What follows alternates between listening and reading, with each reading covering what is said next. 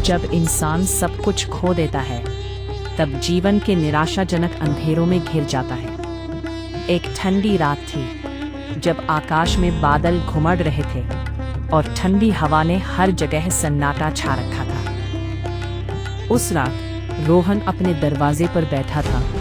उसकी आंखों में आंसुओं की बूंदें थीं और दिल में एक भारी बोझ। उसके चारों ओर का संसार जैसे बिखर चुका था। प्रियजनों की यादें उसे तड़पा रही थीं और अकेलापन उसे चुभ रहा था। जब अपने भी पराये लगने लगते हैं तब उम्मीदें खत्म हो जाती हैं। रोहन ने अपने जीवन में कई संघर्ष देखे थे, लेकिन इस बार की अकेलापन उसे तोड़ रहा था। वही सोच रहा था कि क्या कुछ भी ऐसा है जो उसकी मदद कर सके। तभी एक हल्की आवाज़ उसके मन में गूंजने लगी, हे राम। यह नाम उसके लिए मात्र एक शब्द नहीं था, यह एक सहारा था, एक शक्ति थी।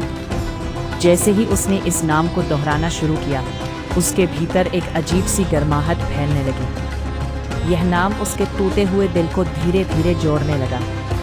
उसने महसूस किया कि राम नाम वह शक्ति है जो बिना हथियार के भी सबसे बड़ा युद्ध जीत सकती है।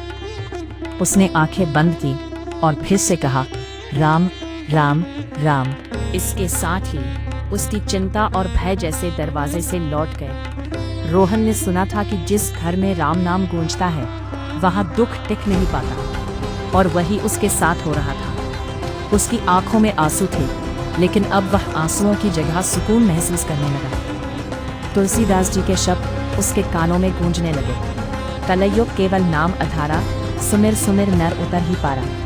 रोहन ने महसूस किया कि इस कलयुग में अगर कोई नाव है जो भवसागर पार करवा सकती है तो वो है राम नाम।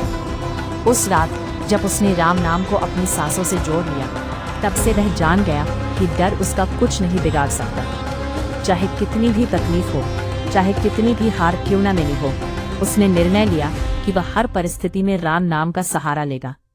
यह नाम अब केवल एक मंत्र नहीं था, बल्कि उसका मित्र बन गया था। ऐसे में जीवन में आए तूफानों के बावजूद रोहन ने मुस्कुराते हुए कहा, जय श्री राम।